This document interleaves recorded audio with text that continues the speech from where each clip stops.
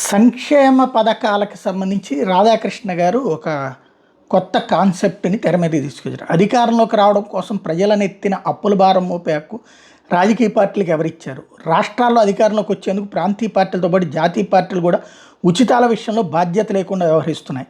రాష్ట్రాలు అప్పుల పాలై బలహీనపడితే కేంద్రం కూడా బలహీనమవుతుంది. ఇటు రాష్ట్రాలు అటు కేంద్రం అప్పులు చేసుకుంటూ పోతే ఆ అప్పు ఎవరు తీర్చాలి? ఏదో ఒకరోజు దేశం దివాళా తీయదన్న గ్యారంటీ ఉందా? తెలంగాణ రాష్ట్రం ఇప్పటికే అప్పుల పాలైంది. తెలంగాణలో ఆదాయం తెచ్చిపెట్టడానికి హైదరాబాద్ అయినా ఉంది.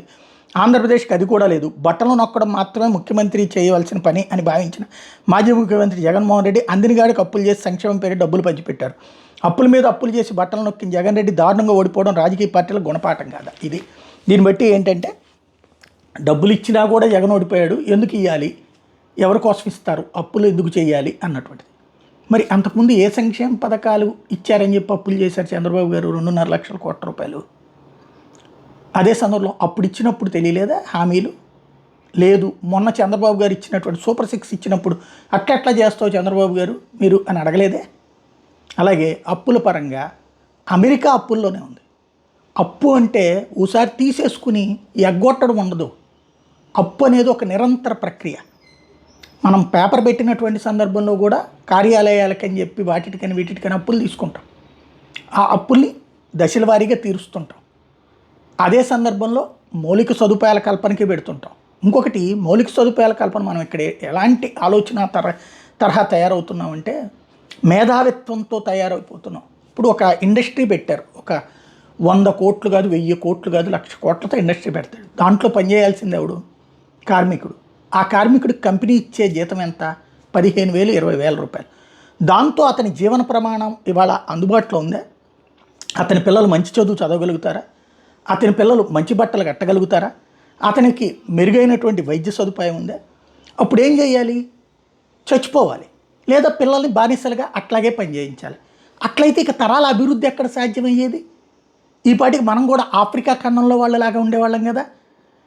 ఇప్పుడు అలాంటి ఉచితాలు ఇవ్వడం వల్ల, ఇవాళ ఒక ఫీజు రీఎంబర్స్మెంట్ అనేటటువంటి డబ్బులు ఇవ్వటం వల్ల పేదవాడు సాఫ్ట్వేర్ ఇంజనీర్ అయ్యాడు, పేదవాడు మెకానికల్ ఇంజనీర్ అయ్యాడు. అంతకుముందు కేవలం డబ్బున్నోడు మాత్రమే అయ్యాడు.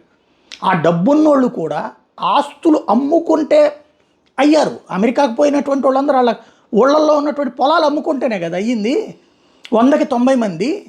కాబట్టి వాళ్ళకి అవకాశం అన్న ఉంది, వీళ్ళకేముంది? ఇక అప్పుడు గుమస్తా కొడుకు గుమస్తాగానే చేయాలి, కూలీ కొడుకు కూలీగానే చేయాలి. చేయడానికి పని ఇచ్చేటటువంటి వాడు ఎవడు ఉంటాడు? వాడు అప్పులు చేయాల్సిందేగా. వాడు ఒక ఫ్యాక్టరీ పెట్టేవాడు అప్పు చేయాల్సిందే. అదే సందర్భంలో అంత లక్షల కోట్ల రూపాయలు పక్కన పెట్టేటటువంటి ఒక రకంగా ప్రభుత్వాలు ఇది చెయ్యకపోతే మానవ వనరులు ఉండవు. మానవ వనరులు అనేది సంకనాకిపోతాయి. ఆఫ్ఘనిస్తాన్లోను పాకిస్తాన్లోను బ్రతుకులైపోతాయి. మనకు కూడా అప్పు చెయ్యడం తప్పే. ఆ అప్పు అనేటటువంటి దాంట్లో 2 కోణాలు ఉండాలి. ఒకటి మౌలిక వసతుల కల్పన, రెండవది సంక్షేమం అన్నటువంటి. సంక్షేమం పేదవాడికి ఉండాలి, మౌలిక వసతుల కల్పన లేదంటే కనుక ఇండస్ట్రీస్ పెట్టుకోవడానికి పెద్దవాడికి అవకాశం ఉండాలి. ఈ 2 సమన్వయం చేసుకునేటటువంటి నైపుణ్యం ప్రభుత్వాలకు ఉండాలి. పేదవాడికి సంక్షేమం ఇవ్వనటువంటి ప్రభుత్వము దుర్మార్గం, అలాగే ఉట్టి సంక్షేమం ఇస్తున్న ప్రభుత్వము దుర్మార్గమే. రెండింటిని 2 పట్టాల మీద నడిపేటటువంటి ప్రభుత్వం కావాలి. అది చేతనైతే మన జర్నలిజంతో ఆ విధంగా ప్రోత్సహించాలి. అంతేగాని చిత్ర విచిత్రమైనటువంటి వాదనలతో వాళ్ళు అట్టన్నారు మేము ఇట్టన్నాం అనేటటువంటి వాదనలతో ఆ వ్యవస్థని చిన్నాభిన్నం చేయకూడదు. ఓ రకంగా ఇది ఎట్లుందంటే బాబు గారు సంక్షేమ పథకాలు ఇవ్వడం అనవసరం అన్నటువంటిది సలహా ఇస్తున్నట్టు ఉంది.